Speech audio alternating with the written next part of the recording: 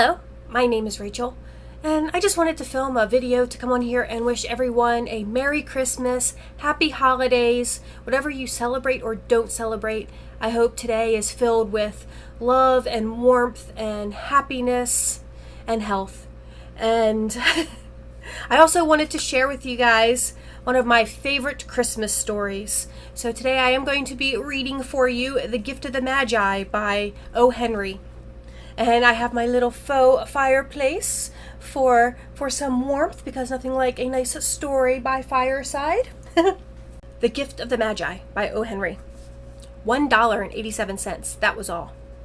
And 60 cents of it was in pennies. Pennies saved 1 and 2 at a time by bulldozing the grocer, the vegetable man, and the butcher, until one's cheeks burned with a silent imputation of parsimony that such close dealing implied. 3 times Della counted it, $1.87, and the next day would be Christmas. There was clearly nothing to do but flop down on the shabby little couch and howl, so Della did it, which instigates the moral reflection that life is made up of sobs, sniffles, and smiles, with sniffles predominating. While the mistress of the home is gradually subsiding from the first stage to the second, take a look at the home. A furnished flat at $8 per week. It did not exactly beg her description, but it certainly had that word on the lookout for the mendicancy squad. In the vestibule below was a letterbox into which no letter would go, and an electric button from which no mortal finger could coax a ring. Also appertaining thereunto was a card bearing the name Mr. James Dillingham Young. The Dillingham had been flung to the breeze during a former period of prosperity when its possessor was being paid $30 per week. Now, when the income had shrunk to $20, though, they were thinking seriously of contracting to a modest and unassuming D. But whenever Mr. James Dillingham Young came home and reached his flat above, he was called Jim, and greatly hugged by Mrs. James Dillingham Young, already introduced to you as Della, which is all very good. Della finished her cry and attended to her cheeks with a powder rag. She stood by the window and looked out dully at a gray cat walking gray fence in the gray backyard. Tomorrow would be Christmas Day, and she only had $1.87 with which to buy Jim a present. She had been saving every penny she could for months with this result. $20 a week doesn't go far. Expenses have been greater than she had calculated. They always are. Only $1.87 to buy a present for Jim, her Jim. Many a happy hour she had spent planning for something nice for him, something fine and rare and sterling, something just a little bit near to being worthy of the honor of being owned by Jim. There was a pier glass between windows of the room. Perhaps you have seen a pier glass in an $8 flat. A very thin, very agile person may, by observing his reflection in a rapid sequence of longitude stripes, obtain a fairly accurate conception of his looks. Della, being slender, had mastered the art. Suddenly she whirled from the window and stood before the glass. Her eyes were shining brightly, but her face had lost its color within 20 seconds. Rapidly she pulled down her hair and let it fall to its full length. Now there were 2 possessions of the James Dillingham Youngs in which they both took mighty pride. One was Jim's gold watch that had been his father's and his grandfather's. The other was Della's hair.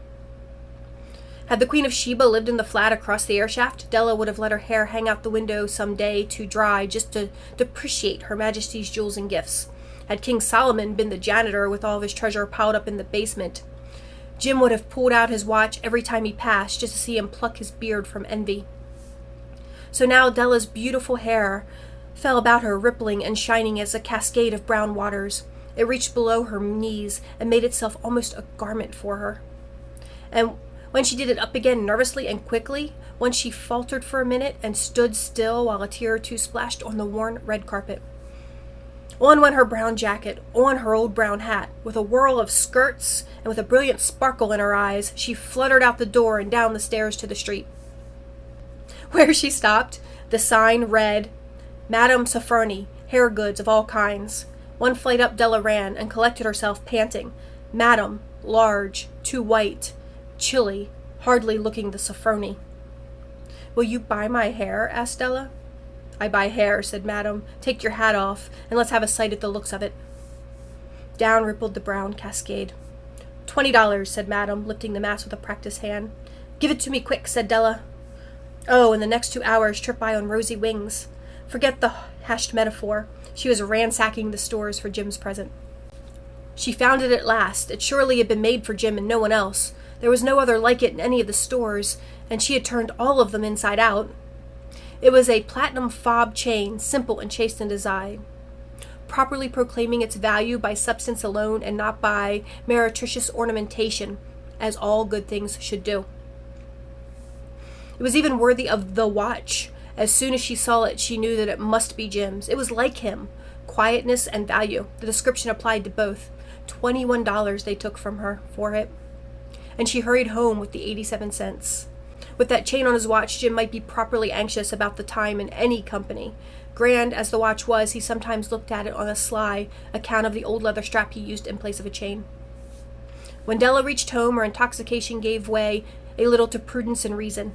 She got out her curling irons and lighted the gas and went to work repairing the ravages made by generosity added to love. Which is always a tremendous task, dear friends. A mammoth task. Within 40 minutes, her head was covered with tiny, close-lying curls that made her look wonderfully like a truant schoolboy. She looked at her reflection in the mirror long, carefully, critically. If Jim doesn't kill me, she said to herself, before he takes a second look at me, he'll say I look like a Coney Island chorus girl. But what could I do? Oh, what could I do with $1.87? At 7 o'clock, the coffee was made and the frying pan on the back of the stove hot and ready to cook the chops. Jim was never late. Della doubled the fob chain in her hand and sat on the corner of the table near the door that he always entered. Then she heard his step on the stair away down the first flight, and she turned white for just a moment. She had a habit of saying a little silent prayer about the simplest everyday things, and now she whispered, "Please, God, make him think I'm still pretty." The door opened, and Jim stepped in and closed it.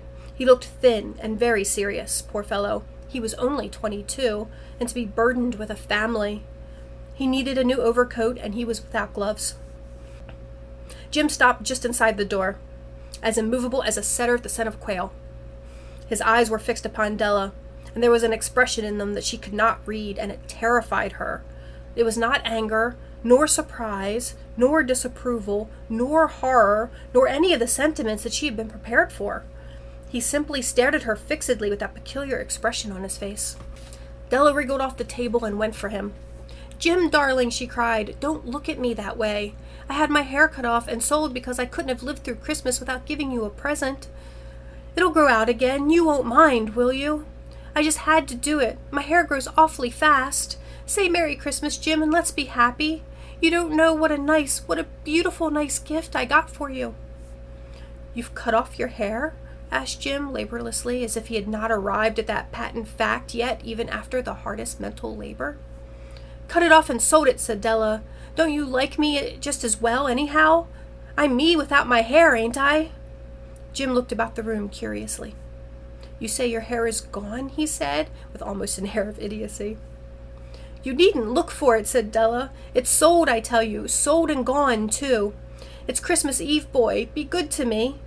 For it went for you. Maybe the hairs of my head were numbered," she said, on with sudden serious sweetness.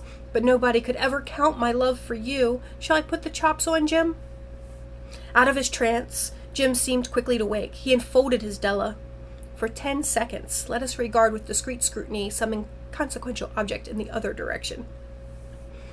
$8 a week or $1 million a year, what is the difference? A mathematician or a wit would give you the wrong answer. The Magi brought valuable gifts, but that was not among them. This stark assertion will be illuminated later on. Jim drew a package from his overcoat pocket and threw it on the table. "Don't make any mistake, Dell," he said. "About me, I don't think there's anything in the way of a haircut or a shave or a shampoo that can make me like my girl any less.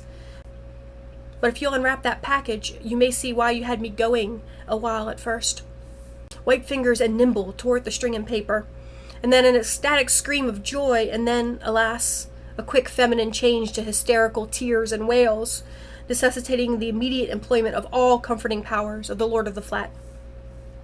For there lay the combs, the set of combs, side and back, that Della had worshipped long in a Broadway window, beautiful combs, pure tortoiseshell combs with jeweled rims, just the shade to wear in the beautiful vanished hair.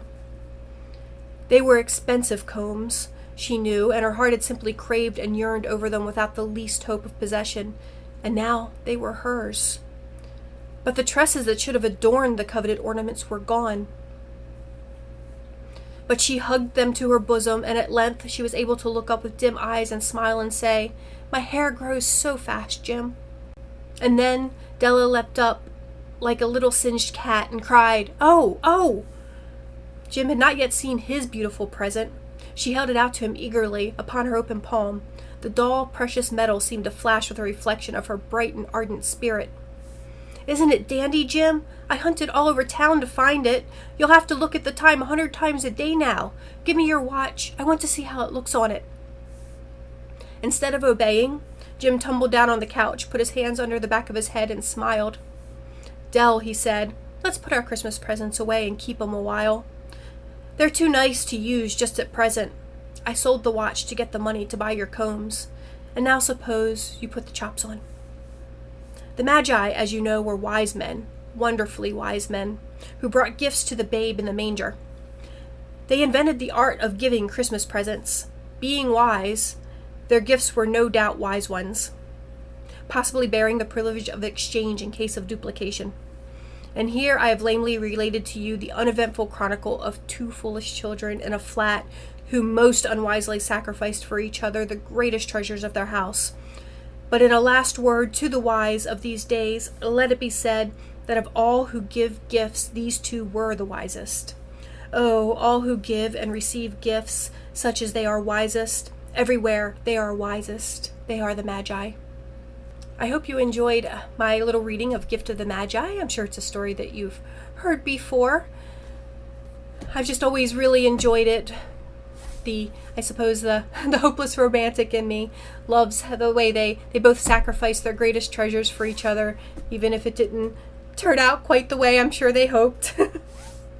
And again, I hope everyone is just having a wonderful day filled with warmth and love and health. And I will talk to you all soon. Bye-bye.